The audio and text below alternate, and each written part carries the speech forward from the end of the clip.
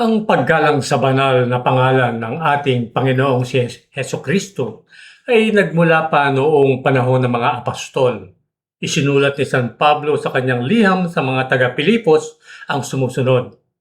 Unang sa pangalan ni Jesus ay lumuhod ang bawat tuhod sa langit, sa lupa at sa ilalim ng lupa at ipahayag ng bawat dila sa ikalwalong hati ng Diyos Ama na si Hesukristo ang Panginoon. Kung paano ang isang pangalan ay nagbibigay ng pagkakakilanlan sa isang tao at sumasalamin sa kanyang buhay, gayon din ang pangalan ni Jesus ay nagpapaalala sa nakikinig kung sino siya at kung ano ang kanyang ginagawa para sa atin. Tandaan na ang pangalang Jesus ay nangangahulugang ang Yahweh o ay nagliligtas o ang Yahweh ang kaligtasan. Sa pagtawag sa pangalan ng ating Panginoon ng may banal na paggalang at pananampalataya, ang tao ay lumalapit sa Kanya at nagsusumamo ng Kanyang banal na tulong. Sa episodyo ngayong araw, susuriin natin ang isinulat ni Padre Pio tungkol sa banal na pangalan ni Jesus. Sinasamba sa langit, iginagalang sa lupa, at kinatatakutan sa impyerno. At ang lahat ay nagsisimula sa ganap na pagsunod ni Kristo. Ipinagdiwang na simbahan ang pista ng banal na pangalan ni Jesus nitong nakaraang ikatatlo ng Enero kaya minirapat kong talakayin ito. At ang buwan ng Enero ay itinatalaga para sa banal na pangalan ni Jesus. Alamin ang saloobin ni Padre Pio patungkol sa paksang ito. Manatiling nakatutok.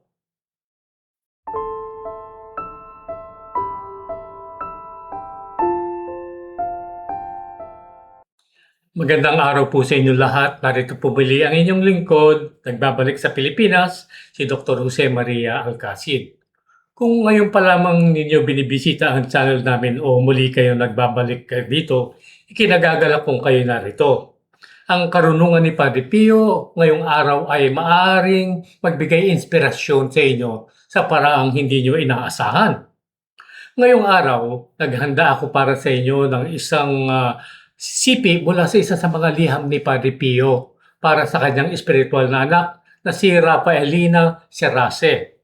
Dahil tunay na iginagalang nating mga Katoliko ang banal na pangalan ni Jesus, nais kong pumili ng isang teksto na tuwirang tumatalakay sa misteryong ito.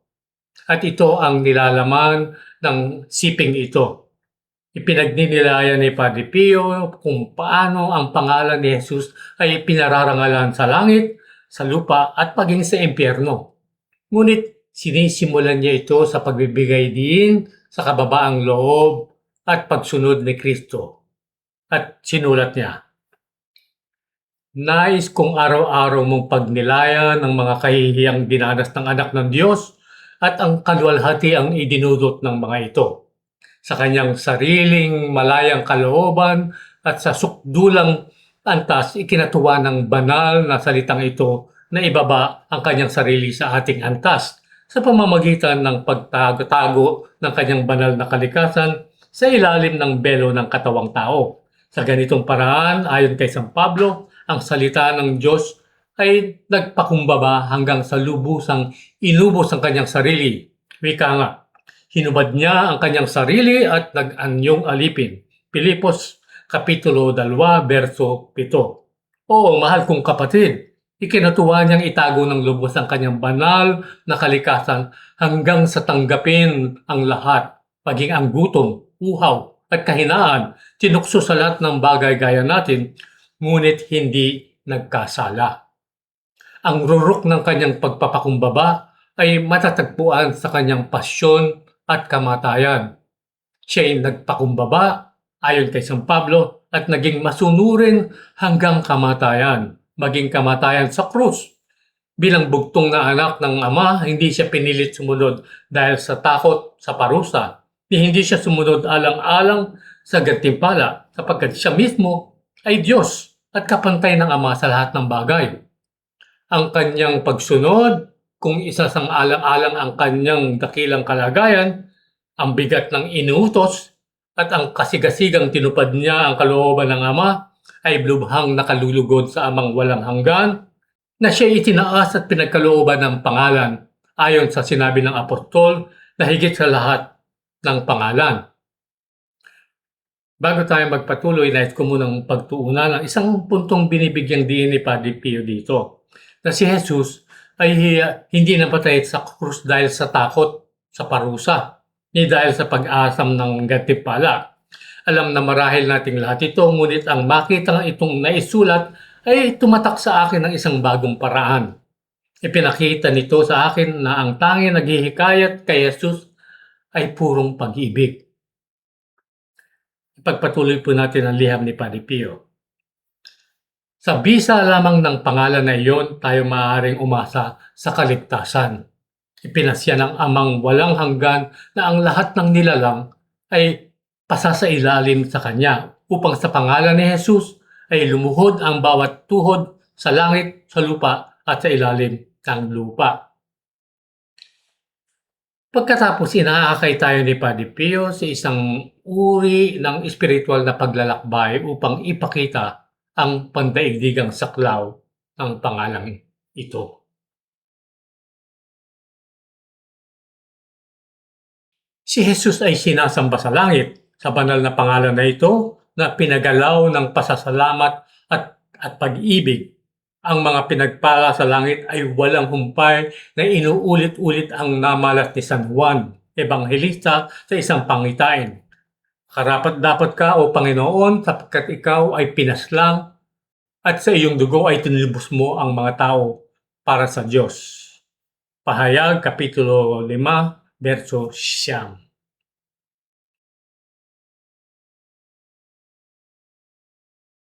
Ang kabanal-banalang pangalan na ito ay iginagalang sa lupa sapagkat ang lahat ng biyayang hinihiling natin sa pangalan ni Jesus ay ganap na ipinagkakaloob ng Amang walang hanggan. Ano man ang hingin ninyo sa aking pangalan, wika sa atin ng banal na guro, aking gagawin. Juan Kapitulo 14, Verso 13.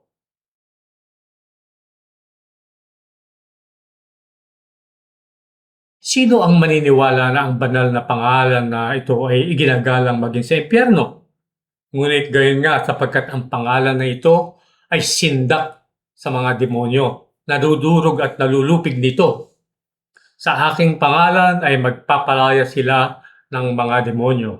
Marcos Kapitulo 16, Verso 17.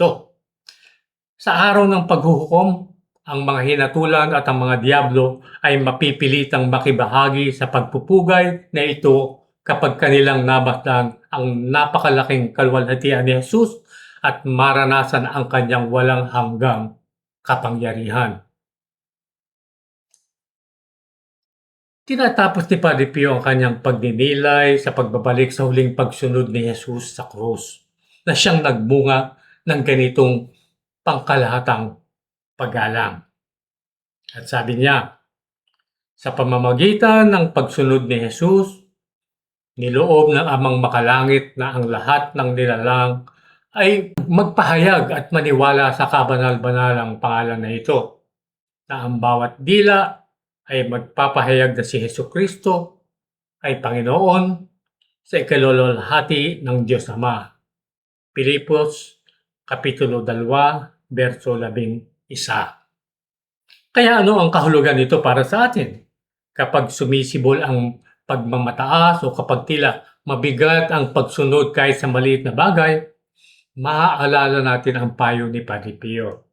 Pagnilayan ang kababaang loob ni Jesus. Tingnan ang inyong kilos ng pagpapakumbaba o pagsunod bilang isang munting pakikibahagi sa mismong gawa na nagbunga para kay Jesus ng kanyang maluwalhating pangalan. At marahil sa susunod na manawagan ka sa kanyang pangalan, aalalahanin siya yumuko ng lubos sa harap ng Ama at dahil ito'y itinaas ng higit sa lahat ng pangalan.